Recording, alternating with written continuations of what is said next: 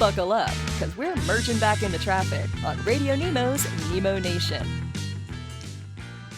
One of the really groovy things about this job is we often find people who, at some point or another, resided in the city of New Orleans and also have a real connection to the truck world as well. I want you guys to go to JLETruckwash.com. And by the way, take our word for it. We wouldn't have him on the show if the services that Rahul Natesh provides weren't first rate. He is the CEO of JLE Truck Wash. Like I said, the services that he provides, you can assume based on the expertise that he is going to unpack here, are first rate. So I wanted to kind of get that out of the way as a full disclaimer that we do our diligence around here and we care about such things. Rahul joins us this morning. We're so glad to have you. Welcome aboard. Welcome to Nemo Nation. Thank you for having me. I'm excited to have the opportunity to chat with you guys. Oh, well, thank you so much, Rahul. This is Dave. I loved it when I read a little of the blurb about the company JLE Truck Wash, and it reminded me of so many of the big monumental trucking companies now. You take like Martin Transport out of the Bluebird out of Mondovi, Wisconsin. Roger Martin, 17 years old, 1946, borrows $400 from his mom, buys a truck and starts hauling milk, right? And that's how they started. And I love the line, JLE Truck Wash started in 1981 with a pressure washer and a pickup truck. That's a great start. That's right. Yeah. Give us a little history before we kind of dig in here. Yeah, so JLE Truck Wash, like I said, was started in the '80s with a kid who basically wanted to go into business for himself, and he bought a pressure washer and loaded it up in the back of his pickup truck and started cleaning trucks out here in suburban Portland, Oregon. And over the next 4 decades, that initial one-man operation, which was primarily doing mobile truck cleaning, so meaning where box trucks would go to our customers' locations and kind of perform cleaning services on site, has evolved into a nationwide truck washing service, which now actually specializes in washing like national fleets. So we primarily now we've kind of evolved past the original mobile truck washing routes and now set up and operate full-fledged truck washers that are co-located at trucking terminals and distribution centers around the country. Got it. Yeah, incredible way to start, and an incredible way to grow through as you say, through the decades. Having a clean-looking fleet is important just for the looks of it. In fact, nobody will ever say whether this is true or not, but you know what I'm getting at here when I say a lot of folks will say, well, if you keep your truck and trailer really nice and clean, you won't get stopped for inspections as often. Nobody will admit to that, but it's got to be kind of true. Totally true. Yeah, it's completely true. Exactly. So there's a lot of importance on the outside, but real importance on the inside, and I'm talking about the insides of the trailers now, because you guys specialize in refrigerated units, if I'm not mistaken, and that's where the food is, right? That's absolutely right. So, yeah, JLE we've kind of over the years narrowed our focus more to serving large reefer fleets. And just like you pointed out, while keeping the exteriors clean is important from both, a brand image perspective, it keeps your drivers happy. They take pride in kind of sitting and hauling behind a clean vehicle. But for most reefer carriers, keeping the interiors of those reefer trailers clean is just as important, if not more important, than the outsides. And this is because there are various food safety and sanitation requirements that come with, hauling food for human consumption.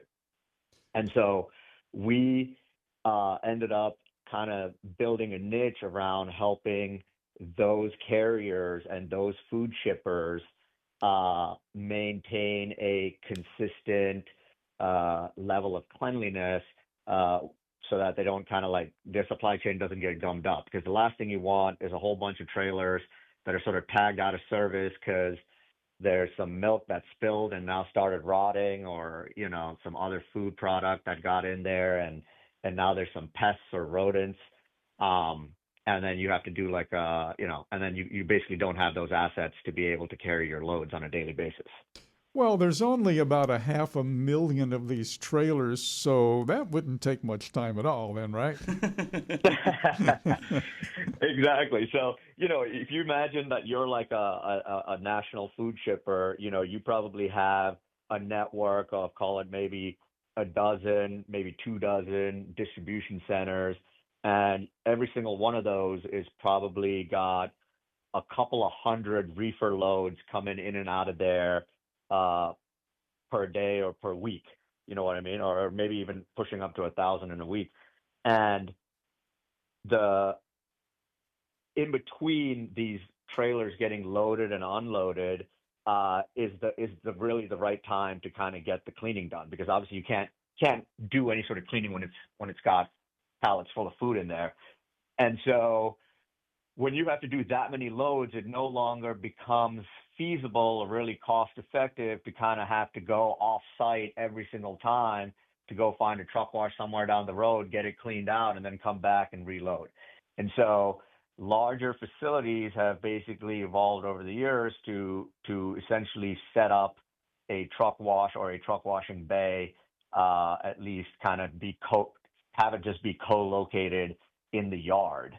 And that, again, historically, so it ends up being the responsibility of the transportation team, or sometimes it ends up being the responsibility of the, fleet maintenance team to sort of keep that bay or that part of the facility kind of up and running. And as you can imagine, that's not really like a core part. If you're like a fleet maintenance manager and you're responsible for keeping 100 power units and 500 reefer trailers up and running every day, the last thing you want to do is also be, fixing your truck wash. I wanted, of all things, yeah. I wanted to ask you kind of an odd question, and I'll ask it in a little bit of long form to buy you time. I was kind of curious, in the time that you spent in this sector, if there's anything you learned from the previous sectors that you worked in that actually ended up informing what it is you do now on a direct kind of on the boots on the ground way. And then number two, has there ever been cleaning in regards to the transportation industry that you used for one particular service and then realized, wait a minute, this applies even better to refrigeration? And what I'm kind of asking overall is, can you kind of connect the dots between the early lessons you've learned in your other experiences in the oil and gas industry and in shales and all the other places you've worked, where you've been able to apply those lessons to the technical side of what it is you guys do in regards to servicing all these refrigeration trucks?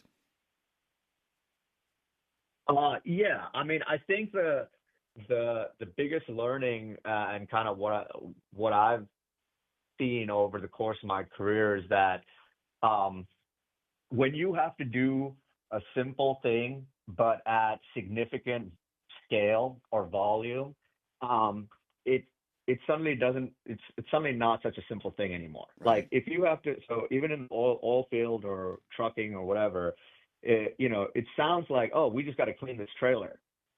That doesn't sound like a very complicated thing to do. It only becomes complicated when you have to start doing 500 a week, 52 weeks a year, year after year. And so any task that's, you think it's just any task that's, has to be done at that sort of a scale ends up needing its own specialization. You start learning how to become way more efficient at it, because if you can save 5 seconds per trailer, right? And you multiply that out over the course of a year, and that's just at one facility. And then if you have 12 facilities or 20 facilities, and now you're kind of like multiplying those savings out over scale, you suddenly realize that little operational changes can have outsized impacts. In fact, one of the things that inspired me about that, I think I remember reading, there's like, or maybe this is an urban legend or something, but like UPS, I think they figured out that if they redid their routing systems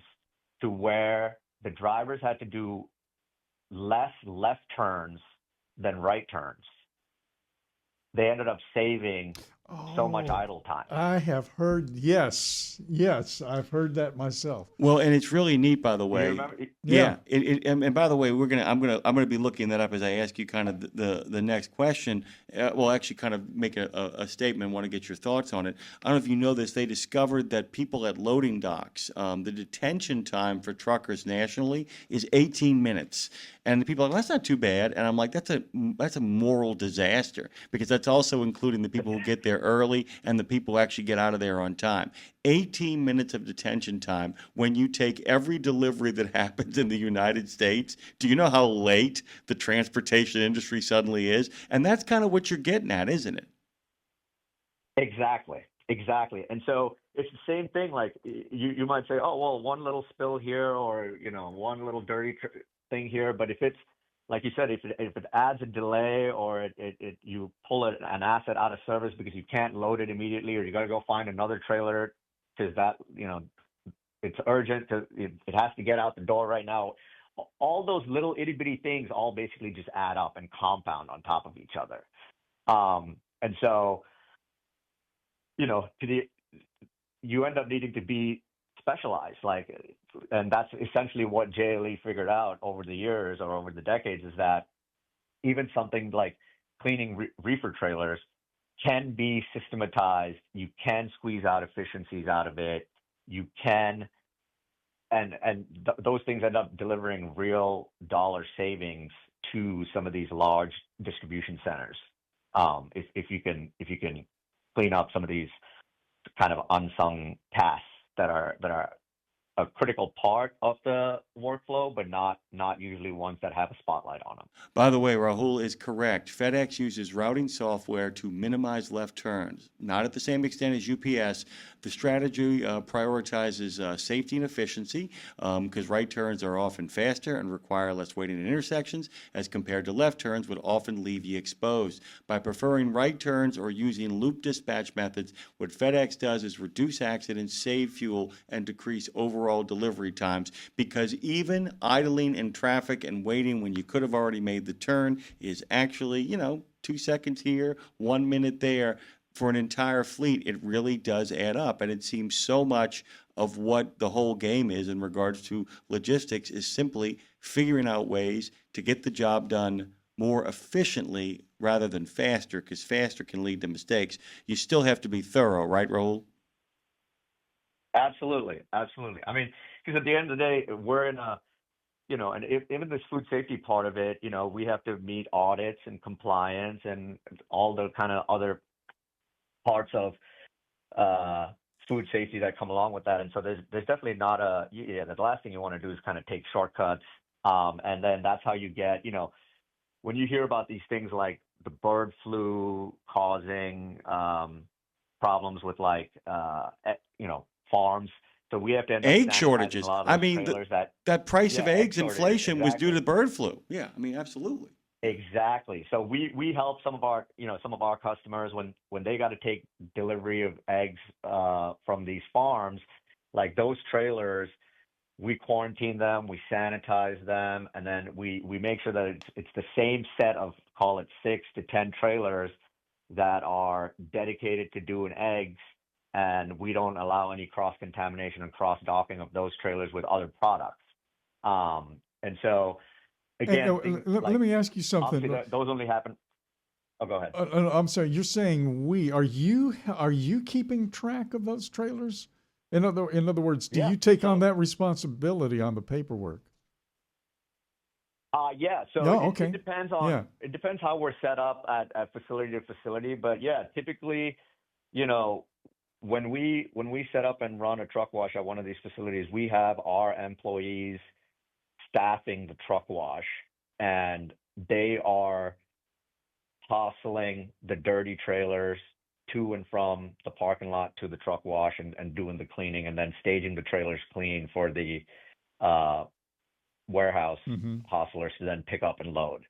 So yeah, we are basically like kind of like embedded in the yard operations when we set up and run one of these truck washes. So like a turnkey operation then, in a sense. Yeah. Think of it like having, to use a kind of like a laundry analogy, think of it like we're sort of like an embedded laundromat at these distribution centers. We provide the washing machines, we provide the detergents, we provide the labor, and then we basically collect the dirty clothes that are left out overnight, and then we wash them, fold them, and like leave them clean, ready to go for the next day. But we won't make change for you. That's really important. I want to point this out to people. JLETruckwash.com. Rahul Natesh has joined us this morning. When are you getting back to the city of New Orleans? We'd love to have you down here in studio and go grab a bite to eat afterwards. When are you getting back down? By the way, I know the neck of the woods you live in. It is beautiful up there, and it smells like Christmas all the time. Yeah, I've lived in New Orleans 2 separate times in my life. One when I was single, before I met my wife and got married, and then again after I got married and had my first son. I moved my wife and son down there. Love spending time in New Orleans. I think I'm planning a trip next May. I don't know if you guys. I think I told you guys in the pre-show. My wife. We also just had our 4th son. About 10 days ago. So no travel in the immediate Yeah, he told me about that. 2 months. Well, there's a lot of traveling. It's called going to bed, getting up out of the bed, walking down the hallway. Going to bed, getting up out of bed, and walking down the hallway. That's pretty much the supply chain you're going to be kind of running for the next couple of months and years. Rahul, thank you. You're welcome back anytime, dude. We loved having you on, man. Yeah, really important stuff. No, appreciate it. Thank you guys so much.